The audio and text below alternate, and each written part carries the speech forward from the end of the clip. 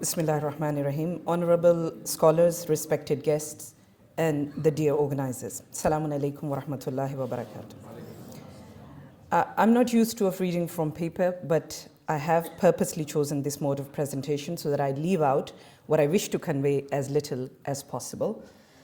There will be another time and place to display my khitabat and oratory skills. The topic given is of utmost importance for all those who are involved in the workings of our centers. Female empowerment in our centers. Where do we start?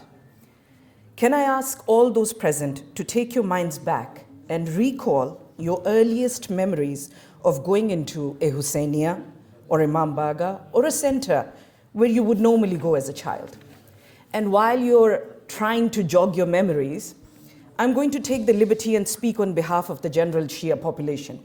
Your memory might be different, but I think it will be safe to say that the earliest memories of a whole lot of us will include holding our mum's hand and walking into the ladies' side of the Hussainiya or Imam Barga, where you might remember a female Zakira or Alima on the mimbar.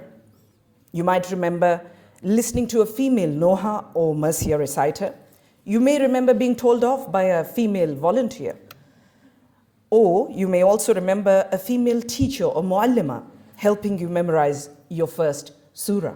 The point is, whether man or woman, as children, the women's section of our centers acts as the basis for our early religious practices, early religious knowledge, and early religious experiences. This also means women and children put together form more than 50% of our population attending Shia centers.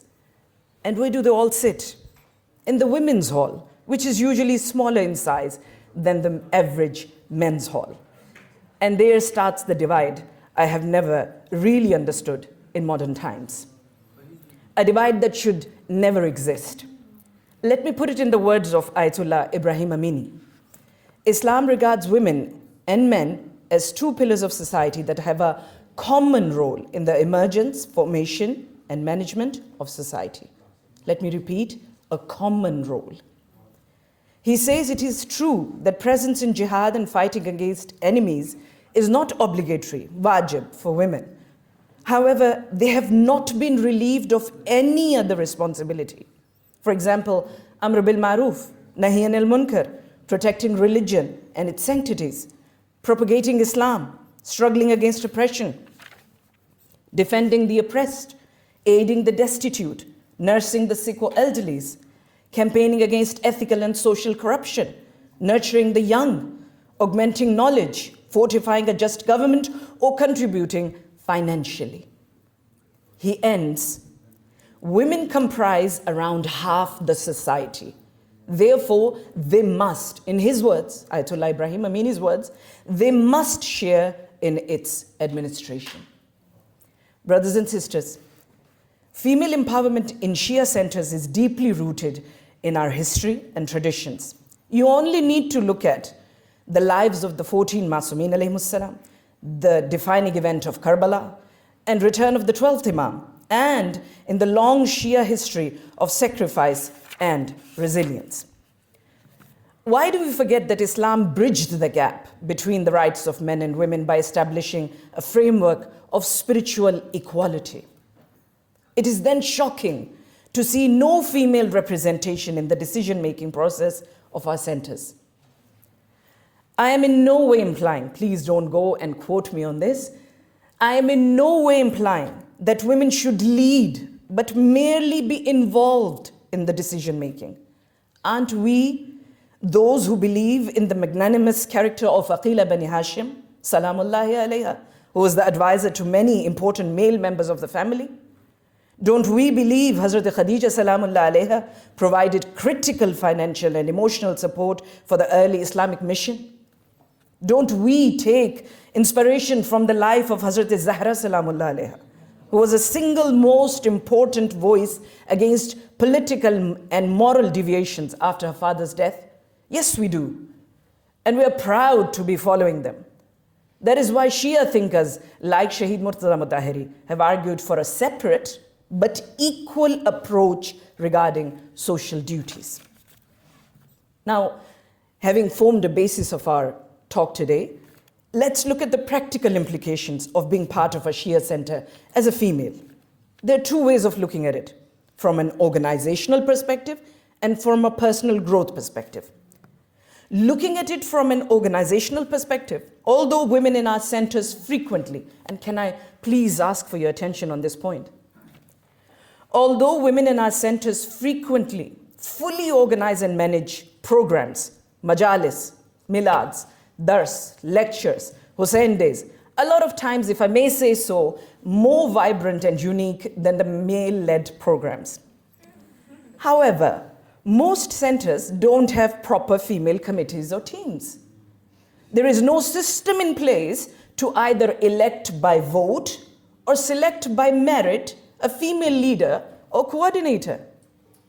A fact we realized very recently, that most of our centers don't allow female volunteers to build a team officially. Number two, there was another way of looking at the practical implications of being a part of a Shia center as a female. The other one was from a personal or spiritual growth perspective. Even if there is a committee or team in a center, there's no support network to give them guidance as to how to move forward and manage day-to-day runnings. Can we take a moment in accepting that this is progress crawling on all fours? What kind of a message are we trying to convey to our younger generation? Now let's consider solutions. There must be solutions. Some of you may be wondering, on what authority can I be saying this? Although 22 years of delivering religious lectures and being part of many organizations and groups working for the social and religious betterment of children and women may be authority enough, but I had the honor, the utmost honor, 5 months ago, to be offered the position of female coordinator at Imam Bakr Center. And this experience, during a short span of time, has reshaped and corrected my own view about the role of women in our centers. I now divide the role of women in Shia centers into builders and decorators. Builders are the planners, workers, volunteers. And decorators, the reciters, speakers, and teachers. For our builders, I suggest a few things. It was wonderful to see the presentation of MUS and to see a lot of things perhaps the public, the general public, doesn't know what's happening at such a huge level, but perhaps there is not a lot of awareness in the general public. But I do suggest, one, workshops for individual and spiritual growth as a worker, which should help in becoming more efficient team members. Let them understand what it means to be serving mu'mineen. We will have to be sabir, shakir, ajiz. Let us define these terminologies for them. Tell them stories of people serving. For example, the other day, a sister asked, what can I say to my daughter when I am telling her to put the shoes of the azadas neatly? I said, a woman serving in Haram Imam Radha alayhi salam was asked, why do you give your time to the haram to put the shoes away of the zawar? And he said simply, I'm hoping one day I will take a pair of shoes and the shoes will be those of the imam of my time.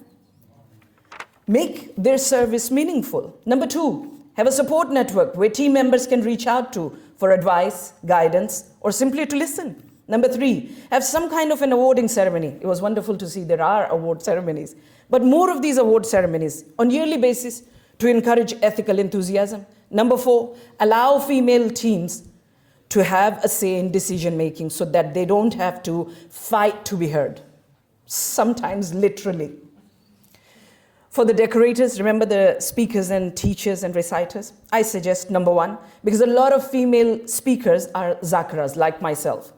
Taking into consideration their backgrounds and family commitments, offer short courses to enhance their content. Number two, I suggest workshops and content database for our madrasa teachers. Number three, yearly suggestions for types of programs that can be held to uplift standards collectively. Before I move to, I've taken the liberty to speak in Urdu as well for a few minutes, but before I move to Urdu, apologies from the organizers. In the end, I wish to leave you in English a piece of poetry which was given to the Shaheed Rehbar, who broke into tears after reading it. Of course, the poetry was in Farsi, I'm only going to give you the translation. We were wailing and beating our chests while they cried quietly. We were boasting while they watched quietly.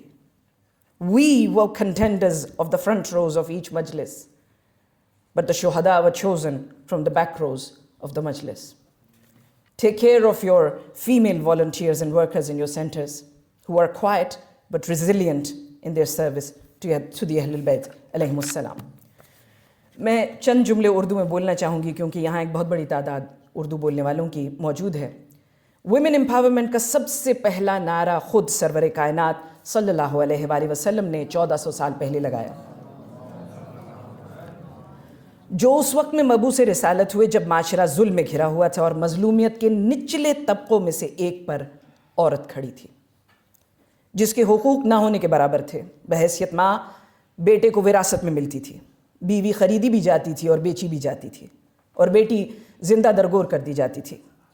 رسول اسلام صلی اللہ علیہ وآلہ وسلم نے عورت کے حقوق کے پیرامیٹرز قائم کیے، تعلیم میں، وراثت میں، انفرادی تشخص میں، گھر میں، معاشرے میں، حتیٰ کہ خدا کی بارگاہ میں اس کا مقام ڈیفائن کیا. اور خود حبیب خدا نے بنفس نفیس رشتوں میں عورت کا احترام کر کے دکھایا. اکثر رشتے مرد کے عورت کے ساتھ خون کے ہیں تو اس میں احترام آسان تھا. مثلا جب مرد سے کہا گیا کہ ماں کے قدموں کے تلے جنت ہے تو اس نے قبول کر لیا. بیٹی کے لیے کہا گیا کہ یہ تیرے لیے رحمت ہے، مرد نے قبول کر لیا. بہن کے لیے کہا گیا کہ تو اس کا محافظ ہے، مرد نے قبول کر لیا. البتہ بیوی کا رشتہ حساس ہے تو خود سرور کائنات نے اپنے آپ کو زحمت میں ڈال کے لگ بھگ 11 شادیاں کیں، کبھی کسی بیوہ سے، کبھی دشمن کی بیٹی سے، کبھی کم صورت والی سے، کبھی زیادہ سن و سال والی سے، کبھی طلاق یافتہ سے، تاکہ سوشل ٹیبوز یعنی معاشرے کے دقیانوسی خیالات کو ختم کیا جا سکے. اس سے بڑھ کر ویمن امپاورمنٹ اور کیا ہوگی کہ جب جناب خدیجۃ الکبریٰ سلام اللہ علیہ نے خطبہ دیا تو وہ خاموشی سے سن رہے تھے جن کے قلب پر قرآن مجید نازل ہوا تھا. جب سیدۃ النساء العالمین نے خطبہ دیا تو وہ خاموشی سے سن رہے تھے جن کے خطبوں کا خزانہ نہج البلاغہ ہے. اور جب جناب زینب نے خطبہ دیا تو وہ خاموشی سے سن رہے تھے جن کا صحیفہ زبور آل محمد بھی ہے اور انجیل اہل بیت بھی ہے. حیرت کی بات یہ ہے کہ اس نظریہ فکر اور اس مسلک سے تعلق رکھنے والے مرد جب حقارت سے ہمارے امام بارگاہوں میں فیصلہ سناتے ہیں کہ عورتوں کی کمیٹی بھی بنے گی، کیا اب عورتیں بھی فیصلہ کریں گی، تو پڑھی لکھی، فہم و فراست رکھنے والی، اچھے برے کی تمیز رکھنے والی مومن خواتین کا وقار مجروح ہوتا ہے. ہمیں سمجھ نہیں آتا کس چیز پہ دھیان دیں. جب علماء مجالس و محافل میں ہمیں شیعت میں عورت کا مقام سمجھاتے ہیں تب، یا جب علمی اور فکری استفادہ کرنے کے لیے ہمیں علماء سے نشست پر منع کیا جاتا ہے تب. ذرا غور کیجئے، آپ کے امام بارگاہوں میں آنے والی اکثر خواتین پروفیشنل یا فل ٹائم جابز پہ نہیں ہوتی ہیں، فائنینشیل انڈیپینڈنس نہیں رکھتی ہیں، مگر کتنے مجالس و میلاد خود ہی منعقد کر لیتی ہیں. امام بارگاہ کی ضرورت کے وقت چندہ بھی اکٹھا کر لیتی ہیں. آپ کے مدارس میں اکثر ایکٹیویٹیز انہی کی وجہ سے ہیں. آپ کے بچوں کی تربیت گاہ بھی یہی ہیں، لیکن ان کا اپینین میٹر نہیں کرتا. بات تو سچ ہے مگر بات ہے رسوائی کی. البتہ ہماری امیدیں وابستہ ہیں مجلس علماء شیعہ کے پلیٹ فارم سے، کیونکہ یہ ایک ایسا مضبوط باوقار پلیٹ فارم ہے جس نے کتنے مسائل کو مرکزی حیثیت دے کر حل کیا، جیسے چاند کا اعلان، مدارس کا کریکولم، شیعہ spouse. These are ground breaking works, اور ان گراؤنڈ بریکنگ ورکس میں سے ایک IBC ہے، جہاں خواتین کی علیحدہ کمیٹی میں جو خواتین کا احترام، ان کا انفرادی تشخص اور ہماری فکری علمی آزادی کی جو مثال قائم کی گئی ہے وہ اپنی نظیر آپ ہے. ہم امید کرتے ہیں کہ اور بھی اداروں میں اس کی ریفلیکشن ضرور نظر آئے گی. بہت بہت شکریہ. وما علینا الا البلاغ المبین.